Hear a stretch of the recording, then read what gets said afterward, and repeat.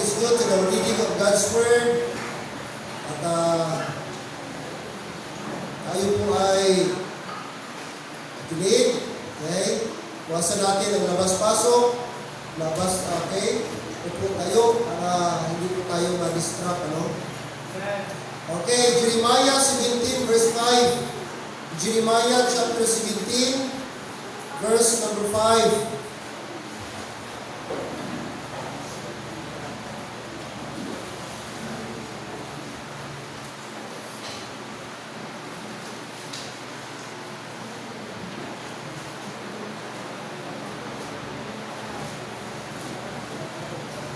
Okay. Jeremiah chapter 17 verse number 5.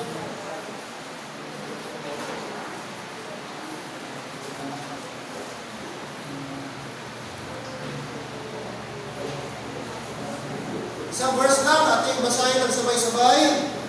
Nakita na, amen? Alright, verse number 5, read. Thus saith the Lord, cursed be the man that trusteth in men, and maketh his flesh his arm, and whose heart departed from the Lord. Thus saith the Lord, cursed be the man that trusteth in men. Our message, man fails without God. That's our message this morning. Father, we thank you, Lord, this morning. Salamat, Lord, this time, makalapit kami at makameditate kami ng iyong salita. It's my prayer, Lord, i-remind niyo po kami na huwag lagi kami manalig, magtiwala sa aming sarili. Sa halip, Lord, wala kaming ibang pagkatiwalaan, wala kaming ibang sandalan, wala kaming ibang dapat lapitan, kundi kayo lamang, Lord, na aming Panginoon. Sapagkat kayo ang Diyos na mas higit na nakakaalam, higit na may lakas, higit na may talino kumpara sa amin. Kaya Lord, ngayong umaga sana po ay ma-realize namin na ang aming tunay na pag-asa ay nakasalalay lamang sa inyo, wala sa aming sarili. Sa pangalan ni Jesus, Amen. Okay, salamat mga po ang lahat. Man fails without God. So sabi ng Bible, cursed is the man who trusts in men. Cursed is the man that trusted in men.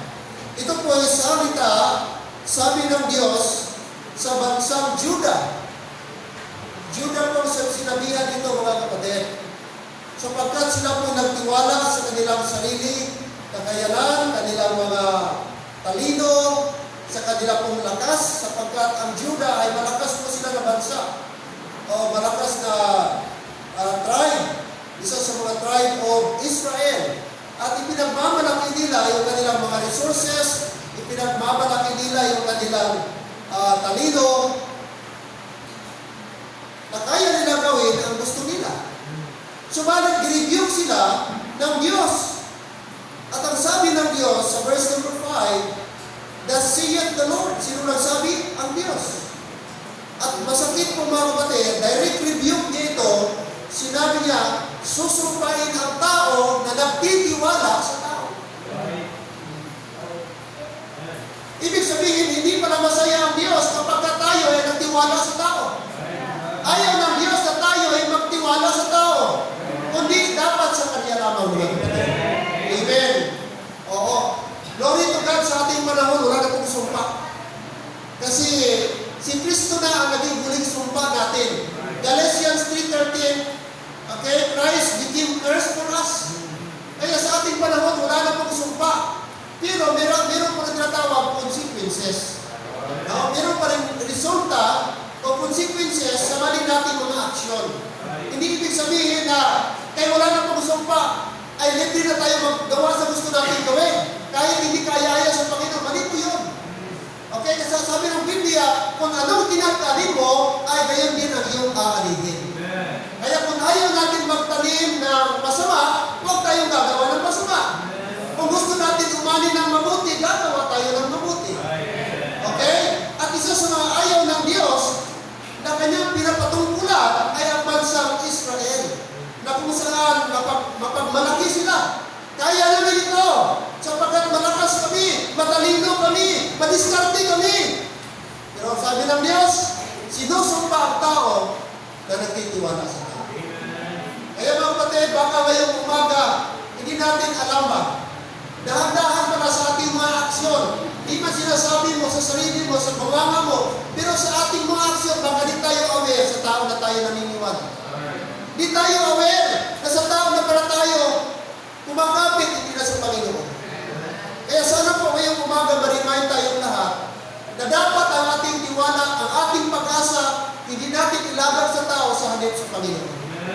Amen.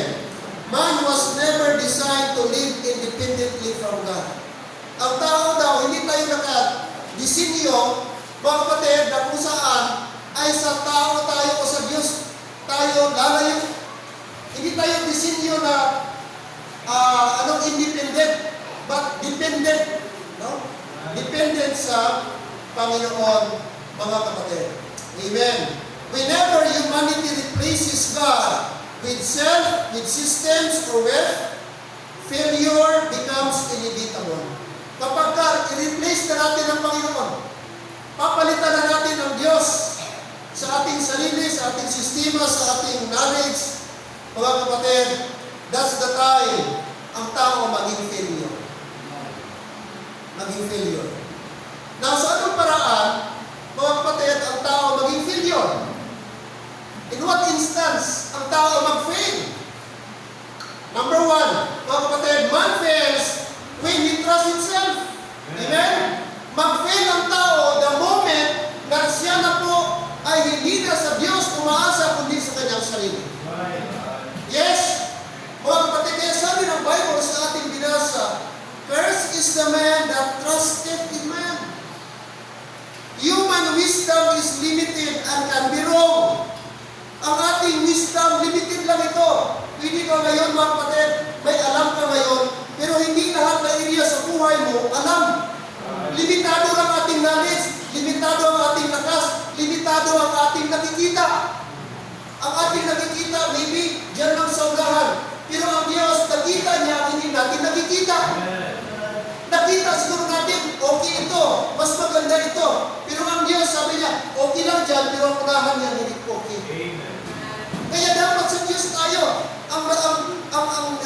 Ang hindi maganda, madalas mga kapatid, sa atin tayong sarili. Umaasa tayo sa ating diskarte, umaasa tayo madalas sa ating experience, umaasa tayo, nagtitiwala tayo sa ating ability. Okay? Doon tayo. Kaya minsan, lesser ang ating pag-pray kasi tingin natin sa sarili natin, alam na natin. Tingin natin sa ating sarili, mas knowledgeable na tayo kaysa sa salita ng Diyos. Pero maliwanag ang salita ng Diyos. Or ang sabi niya ba? For without me, you can do nothing.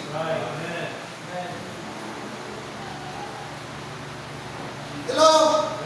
Sabi ng Diyos, kung wala ako, wala kayong magagawa. Diyos ang nagsabi. Kaya di pwede natin sabihin, mga kapatid, na di ko na kailangan yung prayer mo, kaya ko ito. Ang pag hindi mo pag-pray, ang hindi mo pagbabasa ng Bible, ang hindi mo pag-aatin ng church, ang mensahe mo isa lang. Sinasabi mo, kaya ko ito kahit walang simbahan. Ang hindi mo pag-pray, hindi man sinasabi sa bibig ko, pero sinasabi mo, kaya ko ito kahit hindi ako mag-pray. Ang pag hindi mo pagbasa ng Bible, kapatid, indirectly sinasabi mo, kaya ko ito kahit walang salita ng Diyos. And that is completely wrong. And that is completely false. Because the Bible again has said, God said, for without me, you can do nothing. Nothing means nothing.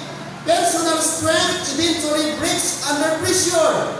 Self-dependence leads to pride and downfall.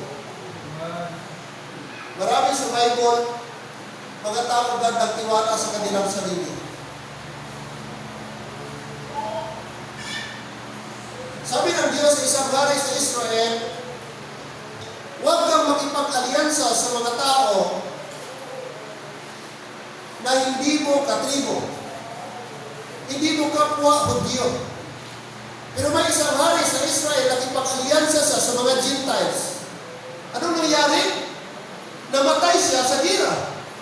Sabi ng Diyos, huwag kang mag-isama sa kanila. Pero may isang hari, ang pangalan niya, si Hezekiah. Nakatanggap siya ng liham galing kay King Xerxes. At sabi ni King Xerxes, isang malaking empire sa Persian Empire, mga kapatid, sasalakayan namin kayo. Mabuti na mag-surrender ka. Pero anong ginawa ni Hezekiah, yung letter na yan, at yung oracles of God, dilatag niya sa sahig ng templo, at nag-pray siya, umiyak sa Panginoon. Panginoon, may treat sa aming bansa, lilipunin kami, papatayin kami, ipapabagsak ang aming kingdom. Panginoon, kulang ang aming mga army, hindi namin kayang labanan ang napakaraming kalaban namin. Panginoon, please, kaawaan niyo kami. Nanalangin si King Hezekiah. Nag-fasting si King Hezekiah. Humingi ng tulong sa Panginoon. Alam niyo mga kapatid kung anong ginawa ng Diyos? Are you listening? That night, mga kapatid, that night, ang buong kampo ng mga Persian army pinadaanan, nagpadala ang Diyos ng angel of death. At doon lang isang gabi, halos ang halim lang nakaligtas sa kamatayan. Walang girang nangyari, walang atake nangyari. Lahat ng kanilang kalaban pinatay ng angel of death na pinadala ng Diyos. Bakit? Dininig ng Diyos ang panalangin ng isang taong nagtitiwala sa Kanya. Inacknowledge ni King Hezekiah na wala siyang magagawa, helpless siya, ang kanyang knowledge wala, ang kanyang kakayahan wala, ang kanyang mga army kulang at kulang, pero nagtiwala siya sa Panginoon, lumapit siya sa Panginoon, umiyak siya sa Panginoon, at mga kapatid, nag-fasting siya, anong nangyari? Grabing miracle ginawa ng Diyos. Kaya ngayong umaga, di ko alam kung anong problema meron ka ngayong umaga. Pero sasabihin ko sa iyo, mas malaki ang Diyos kaysa problema mo. Kaya ng Diyos ang hindi kaya ng tao. Because I believe, mga kapatid, ang Diyos ay Diyos ng miracle. Diyos ng makapangyarihan. Diyos ng mga bagay na imposible na kayang gawin ng tao. Kaya mga kapatid, dapat matutunan natin tumawag sa Diyos, matutunan natin magtiwala sa Diyos. Kahit may mga bagay na kala natin, di ko na kaya, mga bagay na masyadong mabigat sa atin, but I tell you, nothing is too hard for God.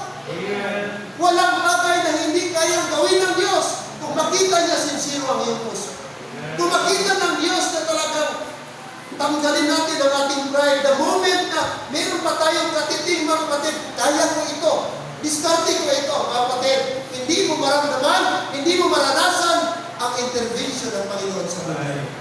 Kasi mga kapatid, doon lamang gagawa, doon lamang kikilos ang Diyos the moment makita niya ang ating dependence sa Kanya. Amen.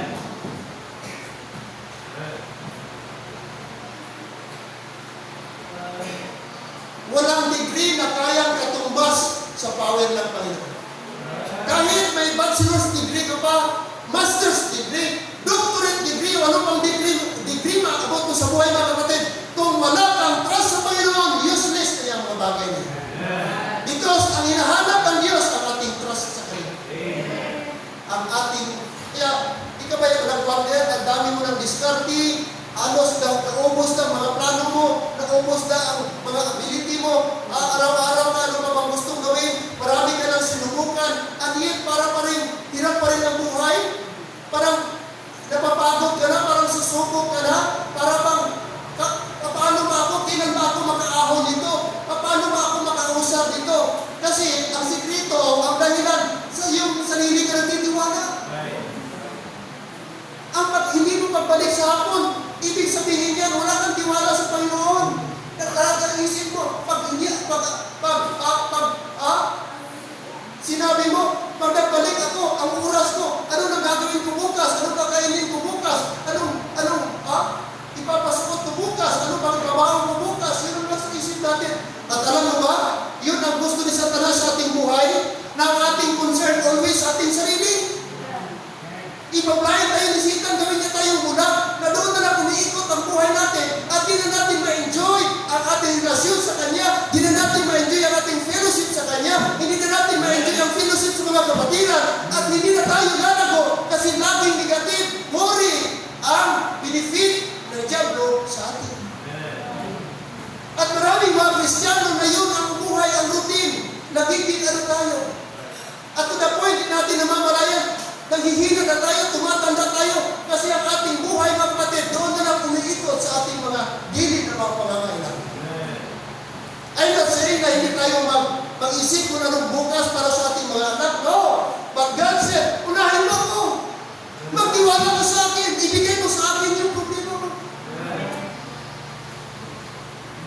At yun ang mahirap sa mga Kristiyano. Hindi tayo ating mga worries sa Panginoon. Pastor, wala ka bang problema? Marami. But I learned, Lord, ang aking problem,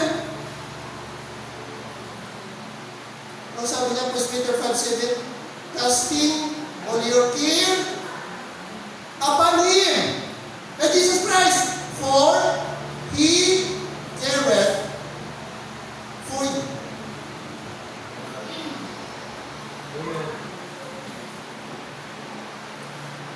What is casting?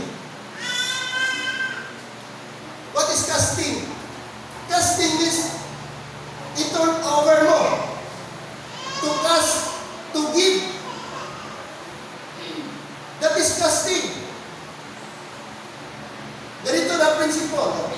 Sa'yo na. Ang akin, ibigay ko.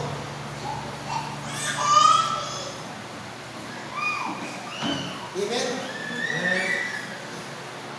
That is what God wants us to do. Ang ating problema, ibigay natin kay Lord. At magtiwala tayo sa Panginoon. Anong sabi ng Proverbs 3:5? Very familiar tayo. At anong sabi ng Proverbs 3:5? Trust in the Lord with all what? Thine heart. Hindi lang half, but thine heart with all thy heart. And lean not unto thine own what? Understanding. Huwag kang maniwala, huwag kang magtiwala, huwag kang sumandal sa inyong sariling kakayanan. Sarili mong knowledge. Rather, sabi ng Bible, in all thy ways, verse number 6, in all thy ways, acknowledge Him, and He, that's the promise of God, notice, and He, that is the Lord, shall direct or guide thy, what? Paths. Amen. Do you believe that word? Do you believe that promise? Claim to God tonight, this morning, Lord, help me to learn to trust you. Help me to give my problem to you, to turn it over to you, my problem. Help me not to trust my own knowledge, rather to your knowledge, wisdom, and strength. Amen. Because I know you are bigger than my problem. You are bigger than my concern. And you can do that man cannot do. Because God is superior and God is powerful. There's a song says, He is able, He is able. I like that song. I know He is able. I know my Lord is able to carry me through. He, anong sunod? He made the, tanong ka na dyan? He made the blind to see, the lame to walk.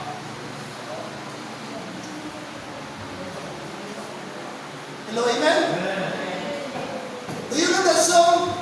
Oh yes, He's able, He's able. I know He's able. I know my Lord is able to carry me through. Hindi disable. Ang belief ko kasi disable ang ating Panginoon. But He is able.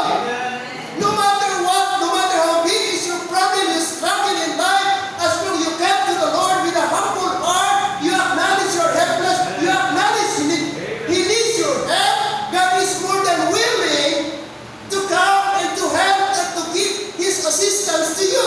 All He needs is that you and me is to trust Him. Tell Him, Lord, I'm nothing, Lord. This is too heavy for me. I cannot make it. I cannot, Lord, nothing could I do for it. But Lord, I know you are greater than my problem. That's why I need to trust you, Lord. I need to give to you my problem. Amen? Dependence, self-dependence leads to pride and downfall. Without God, human ability is not enough. Wala tayo. Ay, nagtingin mga kapatid, mapapagod lang tayo. Exhausted tayo, ma-depress tayo, ma-stress tayo, mga kapatid, ano naman gawin ko, Lord? To the point, di natin ma-enjoy ang ating buhay.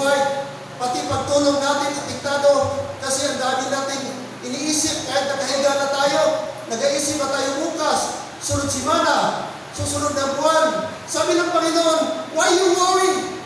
If the fowls in the air, di sila nagtatanim, nor gather. Are you not more than them? Are you more valuable than them? Di ba mas valuable ka pa sa kanila? Hello, are you listening? Pero ang tao, human nature ng tao, magmuri tayo. Sana mag-learn tayo mga kapatid that whatever ang atin gawin, mag-fail talaga tayo pag sa sarili tayo. Kaya sabi ng Bible, acknowledge Him. When you say acknowledge Him, that is honoring Him.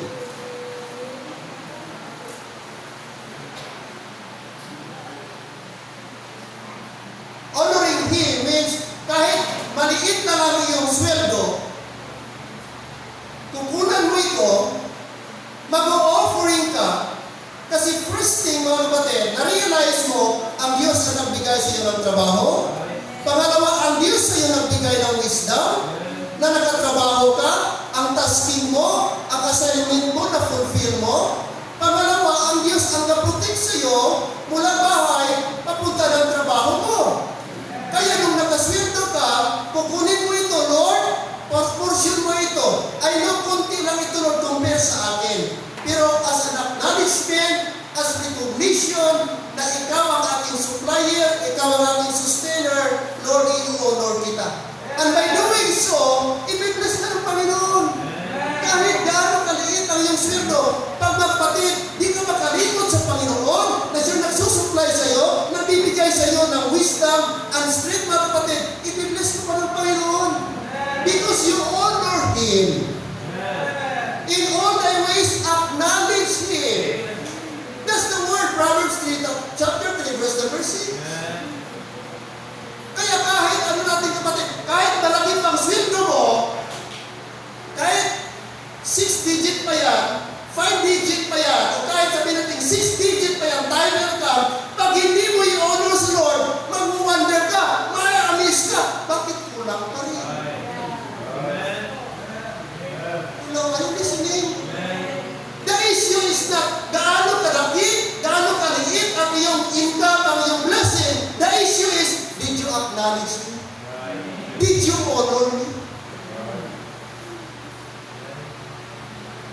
Are you listening? In all thy ways. Kaya bakit tayo, tanungin natin saan area ba ako nag-fail? Tingnan natin ang cause ng problem. Baka hindi natin na-honor si Lord. That's why, kahit ano natin paningkamot, ano natin, discarte mga kapatid, double time tayo, triple time, kulang pa rin because may failure tayo in this area. Gusto na ng Panginoon kapatid, we need to honor Him. Are you with me? A man fails when he trusts himself. The moment, mga kapatid, na tayo mo ay mag-umpisa na magtiwala sa ating sarili, sa halip sa Diyos, mga kapatid, downfall is inevitable. Di natin maiwasan, may downfall talaga.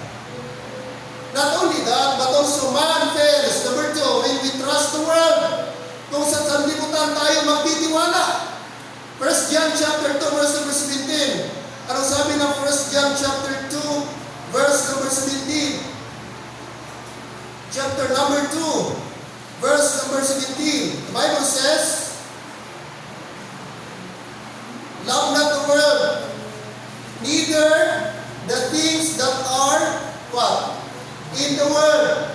If any man love the world, sabi niya, the love of the Father is not in him. Tatanong kung sabi niya ba? Okay? And, ang sabi niya, and all that are in the world. Verse number 17. Verse number 17. And the world passeth away, and the lust thereof, but he that doeth the will of God abideth forever. Kung sa mundo tayo magtitiwala, ano sabi niya? and the world passeth away and the lust. Thank God, mayroong mga technology na ngayon. Advance na ngayon ang technology. Amen. Pero sana hindi ang technology ang mag-agaw sa ating confidence sa Panginoon. Hindi tayo, kapatid, walang substitute ang prayer sa technology. Gaano man ka-advance ngayon ang mundo, tawag dito ngayon, meron ng generated na tayo ngayon. Merong tinatawag na, merong itatayo doon sa part ng Luzon, I think, Pampanga ba? O Tarlac. Yung data hub, ano pangalan? Pax.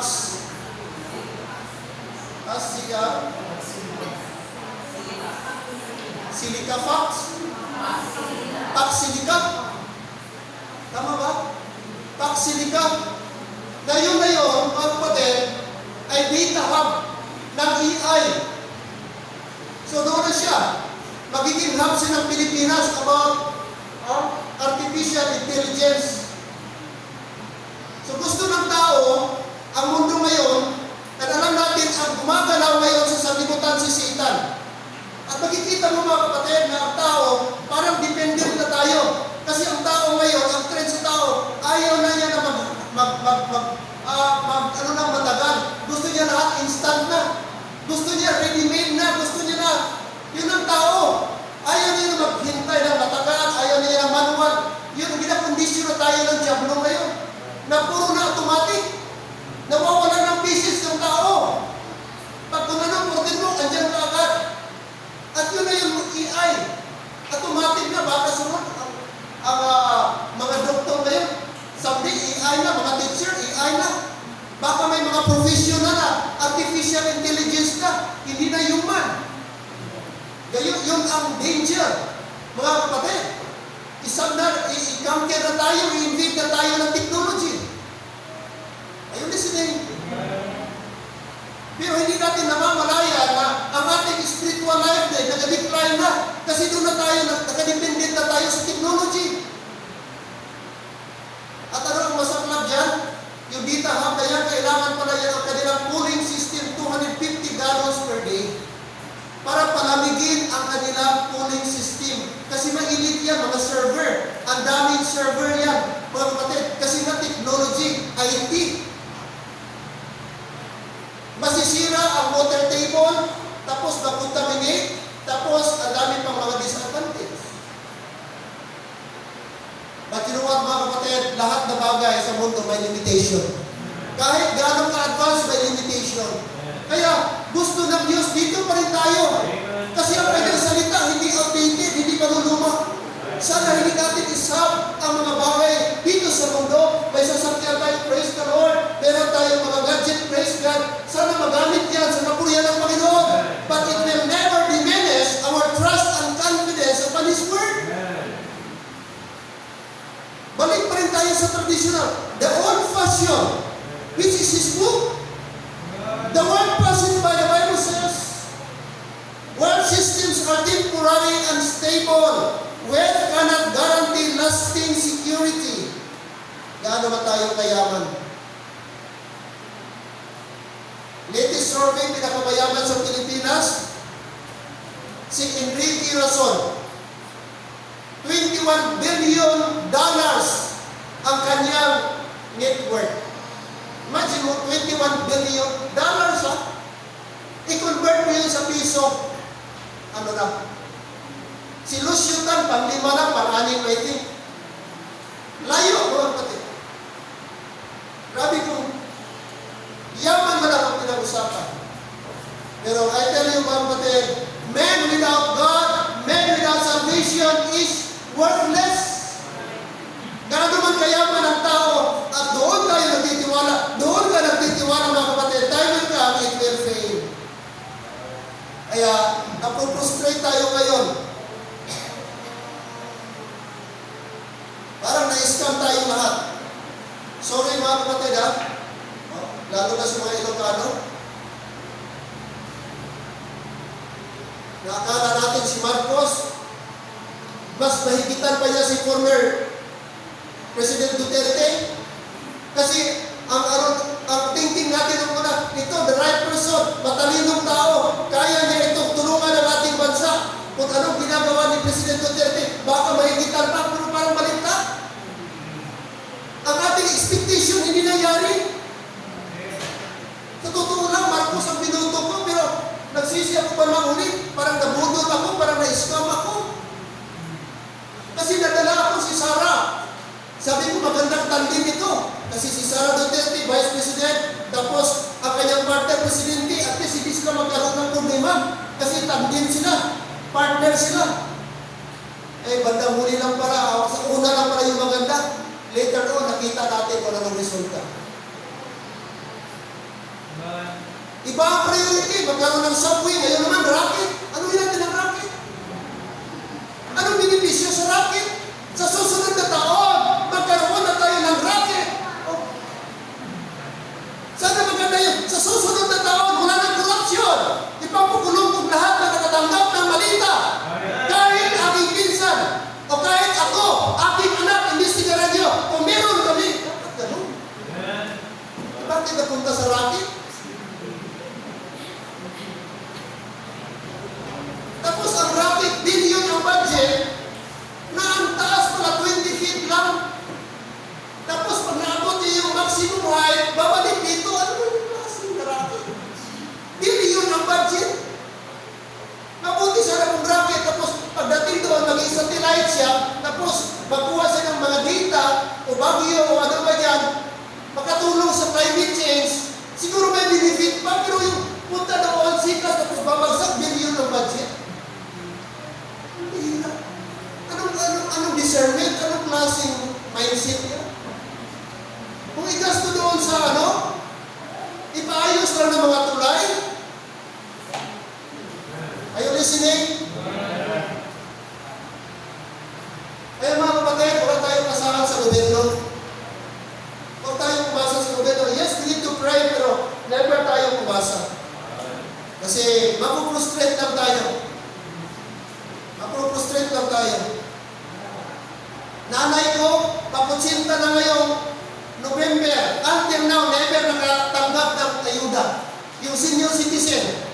Sabi ko na, baka kunin ka na ni Lord, liber ka pa, di ka pa mga ano. Kasi maghintay pa tayo na may mamatay. Maghihirap. Ilan ang namatay, hindi pa nakapasok? Putsinta na. Kasi sabi ng DSWD, wala ng budget. Hindi pwede i-budgetan yan. Annual meron niyang budget sa GEE, GAA, General Appropriation Act. Kasama yan doon. Budgeted social pension ang tawag doon. Hindi yan pwedeng kunin ng local government. Kasi national budget yan. Kasama yan sa DepEd. Ano tawag yan? Department of Development. Hindi daw sinuro yan dati. Pero nandun yun sa agency na DSWD nakabigay, naka-allocated. Naka-ano na yan, social pension na yan. Kaya di mo pwede sabihin na wala.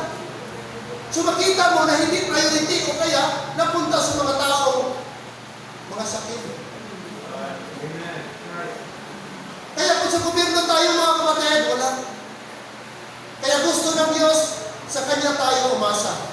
Sa Kanya tayo magtiwala. At never sa tao. Kasi kahit sa mga tao na akala natin nakakatulong, makamasa, makatao, tignan mo yung mga tulfo na yan. Akala mo parang sino na puno, makamasa sila. Pero tignan mo, ano ba na-contribute nila? Sino ba talaga ang politiko na mayroong malasakit yung sino talaga? Very few lang mga kapatid. Mostly sa mga tao na pumasok sa politika, ang intention para makakuha, hindi para magbigay. Very few people. Sa mga politician, I don't know kung nakaabot 10%, but mostly, ang mindset, para kung makaganap. Bakit kahit barangay captain, barangay councilor, gusto mong pumasok? Kasi alam nila kahit sa barangay, may meron na, gawin nilang stepping stone. At maraming mga politiko, alam natin, yumaman sa pagiging politisyan kasi hanap buhay na nila yan.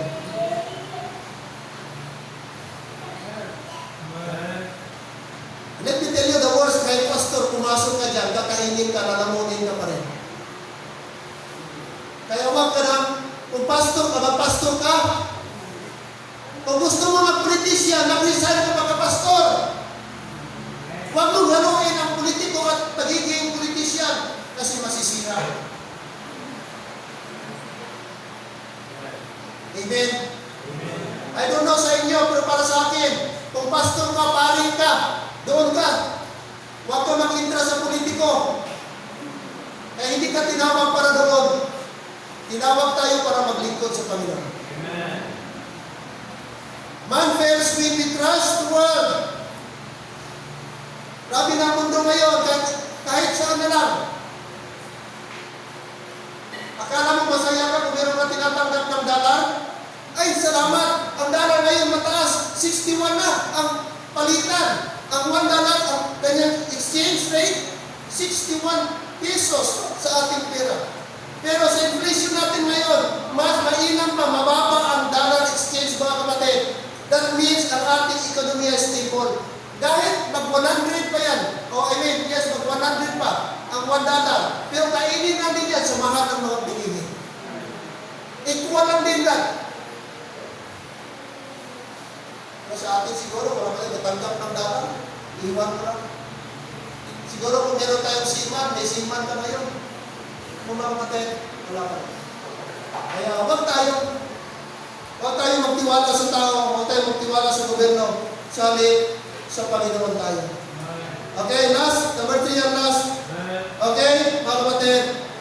Man fails when he trusts himself. Number 2, man fails when he trusts to the world. And number 3, man fails when he rejects God. Amen? Kung i-reject na natin ang Panginoon, mga kapatid, I tell you, ano sabi ng Bible? Romans chapter 1, verse 21. Romans chapter number 1, verse 21. Look at this. The Bible says, because that when, these are the people. Verse 21, because that when they knew God, na alam nila ang Panginoon, kilala nila ang Diyos. Pero anong ginawa nila? They glorified Him not as God, neither were thankful, but became vain in their what? Imaginations, and their foolish heart was darkened. Kasi imagine mo mga kapatid, ginibin na ng Diyos kung sino siya, pinakita ng Diyos kung sino siya, pinagama ng Diyos kung ano siya, pero ang mga tao, pinili nila, sabi dito, hindi nila nilolhati ang Diyos. O nagiging nagpasalamat sila sa Diyos. Neither were thankful. But ano ginawa nila? Became vain in their imaginations. That means they reject God. They do not want to glorify God. They do not want to submit the Lordship of God. They reject. Which means spiritual blindness increases, moral confusion takes over, and life becomes empty and directionless. Pagka mga kapatid, i-reject na natin ang Diyos. Sa anong paraan, masasabi natin na i-reject mo ang Diyos?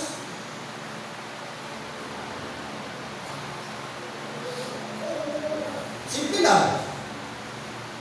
Ang hindi natin pag-pray, para na lang i-reject mo ang Diyos. Parang sinasabi mo, di ko kailangan ng tulong ng Diyos. Kaya mo ito.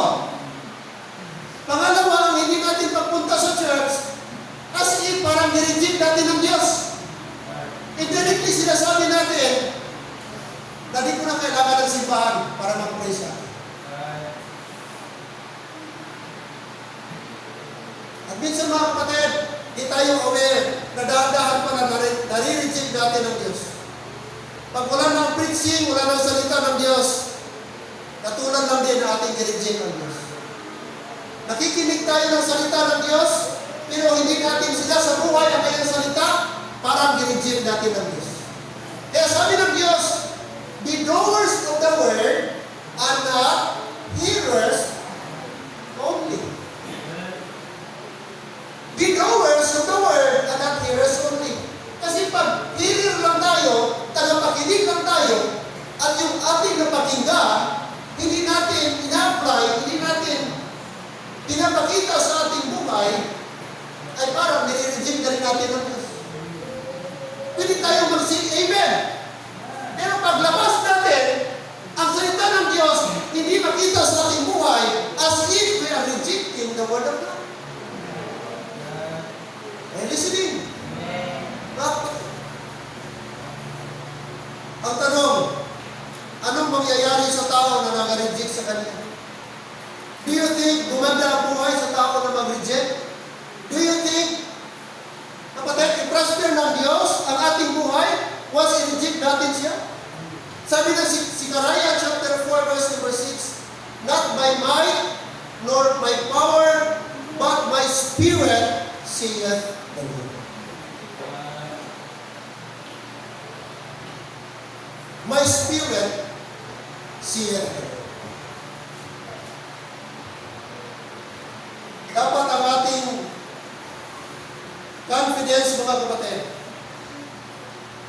walang iba dapat sa Panginoon Diyos. Listen, rejecting God leads to ultimate destruction.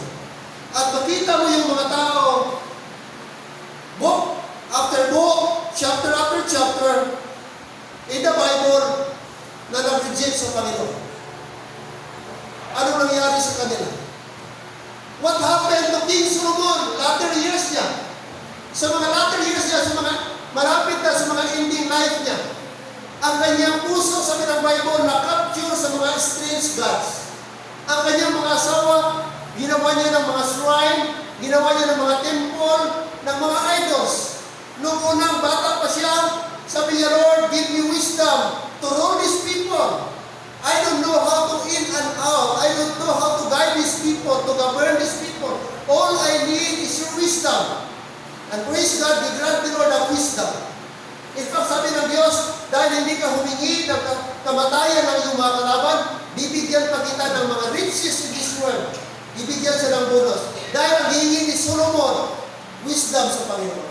But later, mga kapatid, makita mo, nag-asawa siya ng marami, at ginawa niya ng temple. Ano nangyari sa temple ni Solomon? Kanyang kingdom, it was divided into two tribes, tapos another 10 tribes sa kabila. Why? Because he departed from the Lord. Look what happened to Samson. Anong ending sa life ni Samson? At the early years, magandang buhay ni Samson. But later, dahan-dahan siyang nawala at hindi na nagtiwala sa Panginoon. And look what happened to Samson. Nakapture siya, pinalbo siya, binulag siya, at ginawa siyang alipin. At hindi na siya nakabawi mga kapatid. That's what exactly happened when we trust ourselves. When we trust to other people, and when we reject God. Here mga kapatid, ating makita in the book of Romans, ating binasa, mga kapatid. No? They knew God. Pero instead, kanilang i-glorify, no, neither were thankful. I close with this verse, Psalm 127 verse 1. We will close with this verse. Psalm 127 verse 1. Psalm 127.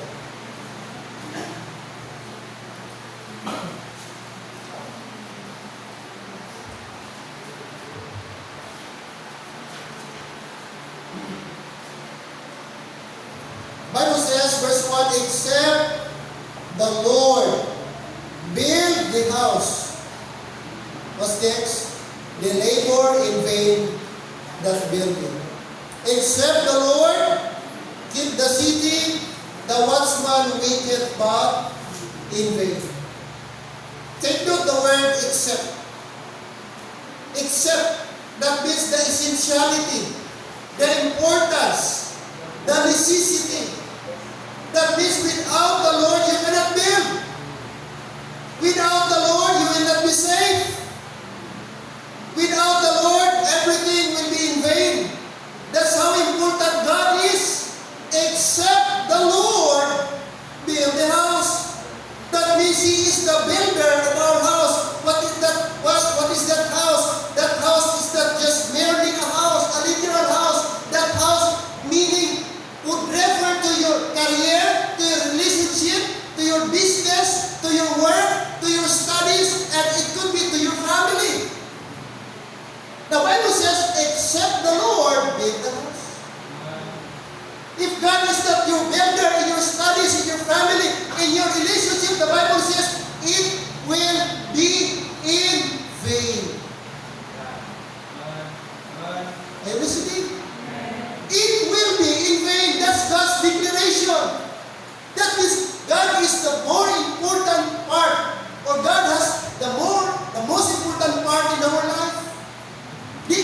nating i-separate, i-disconnect ang ating sarili sa Panginoon. Kasi God said, God declared, except the Lord.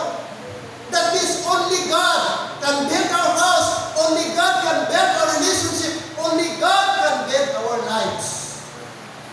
So ourselves, mga kapatid, should be built on God. Huwag tayong lalayo sa Diyos. Hindi ka malayo God sa pamilya mo, sa relatives mo. Wala ka siguro relatives dito sa lugar na ito. Ako wala akong relative dito. Kapatid ko sa Jensan. Nanay ko nandun sa Bukidnon. Pero I thank the Lord, may Panginoon ako. At pag may Panginoon tayo, God, we are secured. Amen? We are secured. The truth is, kapatid, man outside God is fragile. Man without God is limited and destined to fall or fail. But when man returns to God, failure is no longer his end. My friend, andyan ang prosperity sa presensya ng Diyos. Andyan ang prosperity at blessing, ang improvement, ang progress, nasa kay Diyos lang.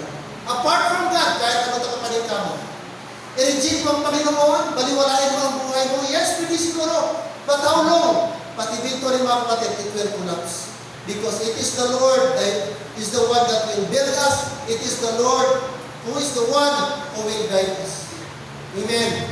Kaya dapat sa ating buhay, kasama natin always ang Panginoon. Sa ating plano, dapat i-acknowledge natin always ang Panginoon. Huwag kang gagawa ng plano mo, sarili mo lang. Isama mo ang Panginoon. Kasi si Lord, ang best the person, mga kapatid, na siya magplano para sa atin. Huwag kang maging desperate. Pastor, may edad ako, at nilever na lang ako na sa wahab, mga kapatid. That is desperate mo. You're looking for a trouble. And trust the Lord. Ha? Huwag kang, members, kung mag-negosyo kayo, huwag kayo mag-partner ng unbeliever. That is the God's will. Be not equally yoked together with unbeliever. Look for a partner na Christian. Are you listening? And look for something, mga kapatid, na magpag-glorify sa Panginoon Diyos. Cursed is the man that trusted in Him. So sana po, ano mang mangyari sa buhay natin, piliin natin magtiwala sa Panginoon. Huwag sa ating sarili, huwag sa iba. Sabi pa, tell it to Tolpono, tell it to Jesus. Kung may problema ka, kay Jesus ka. Kung may problema ka, ilapit mo sa Kanya. Huwag sa social media, tell it to the Lord. Amen? Every head bow, every eye closed. Precious Lord, maraming salamat this morning. Salamat sa iyong instruction, salamat sa pag-remind sa amin na ang aming dapat lapitan, aming sandalan, aming hingian ng tulong, hingian, Lord, ng ayuda ay walang iba. Ikaw lamang ang aming Diyos. Maraming mga Bible characters, Lord, na at the end of their lives, i-acknowledge nilang Panginoon. David, napatay niya si Goliath because of God's intervention. Not because David is expert, not because David, Lord, is a strong person, Lord. But it was your power, Lord. It was your power. Kaya, dear God, this morning, help us, all of us, Lord. We acknowledge our shortcomings. Many times we thought that we can do it. Many times we thought that it's okay to trust ourselves. Many times, Lord, we are dependent. We are self-reliant. But thank you, Father God, for rebuking us today. Rebuking us today that it is better to trust in the Lord. There is blessing when we trust the Lord. Pinagpala mo, Lord, at pagpapalain mo ang tao nagtitiwala sa iyo. Sabi ni Lord, i-describe sa Bible, He is like a tree planted by the rivers of water, na ang kanyang mga dahon ay hindi nalalanta. Sa halip Panginoon, nabubuhay siya, sapagkat ang kanyang mga ugat ay nakasipsip ng mga tubig. Meron siyang sustenance, meron siyang source, because somebody ay nag-sustain sa kanya. That is also our life as Christian. Lord, apart from you, we will die. Apart from you, we are defenseless. Apart from you, we have no direction. Apart from you, Lord, we can never accomplish anything. Lord, this morning, help us na always kami, Panginoon, maging aware, maging conscious ng aming dependence dapat sa inyo na. No matter how intellectual we are, no matter how, Lord, marami kaming ability, or whatever man, it should never substitute the power of God. It should never substitute the power of the Holy Spirit. This moment, Father, help us to admit our sins. We admit our helplessness. That many times, Lord, nagiging dependent kami sa aming mga sarili at wala na po sa inyong Panginoon. And at the end of the day, we realize, Lord, it doesn't work. It doesn't progress sapagkat Panginoon. Hindi namin kayo na-acknowledge. Today, I pray for all the members.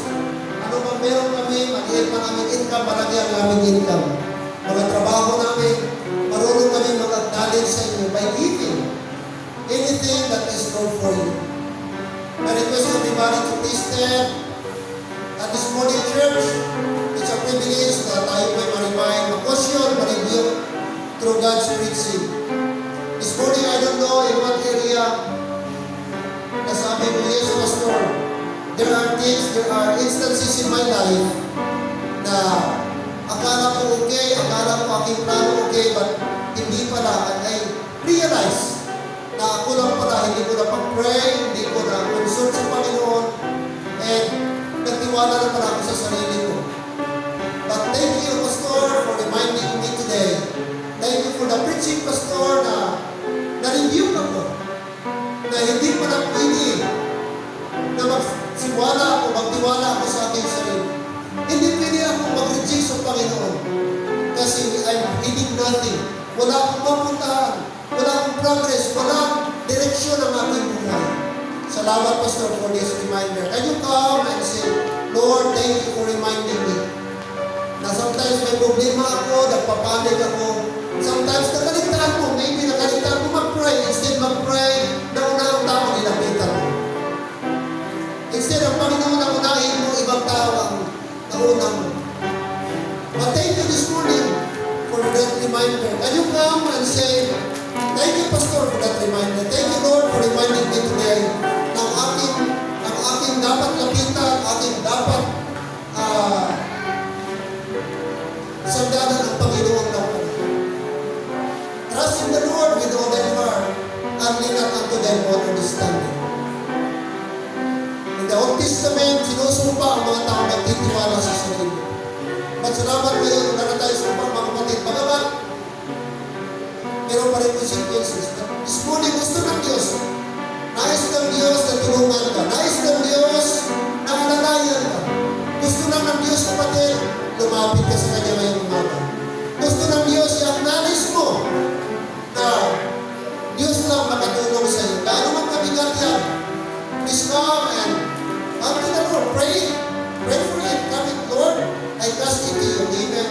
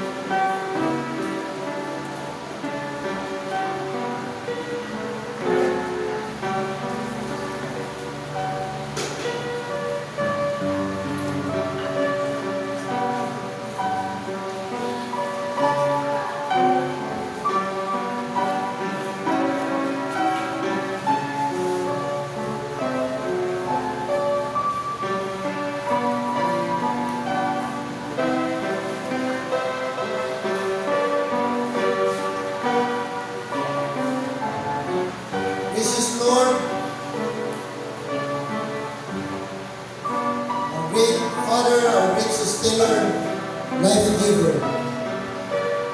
Thank you so much for this morning. Thank you for granting us this message, rebuking us, Lord, that we should not trust ourselves, but rather, we should trust the Lord Jesus. First, as our salvation, as our Savior.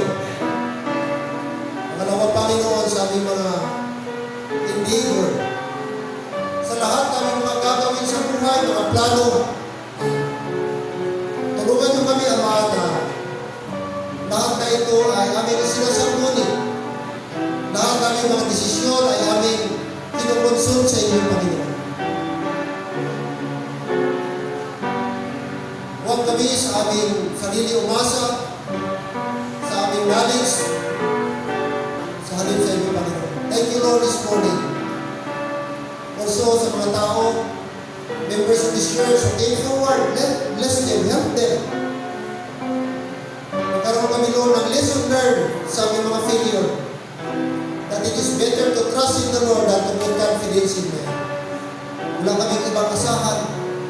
Wala kaming ibang lapitan. Wala kaming ibang hingan ng tulong kundi kayo, Panginoon. Sapagkat kayo ang Diyos na may alam sa lahat. Higit na nakakaalam. Higit na makapangyarihan. Higit na may lakas kumpara sa amin. Kaya Lord, sorry po sa mga times na kung saan, Lord, hindi namin kayo na-acknowledge sa aming mga plano. And help us, Lord, today, na sa lahat, Lord, aming always praise in you. Lahat ng aming desisyon, prihan namin ng matagal. Maghingi kami ng tulong, maghingi kami ng sign kung ito may kalooban ninyo. At kung hindi, Panginoon, help us tanggapin namin, Lord. Kaysa kumpara kung magkamali kami, Panginoon. Kaya maraming salamat ulit for this moment na kayo po nag-remind sa amin. Sana mabago namin ito hanggang sa aming pag-uwi. Best person, right person na magtiwala kami, walang iba ang aming Panginoon Jesus. And glory and honor, Father, binabalik namin sa inyo. In Jesus' name. Amen.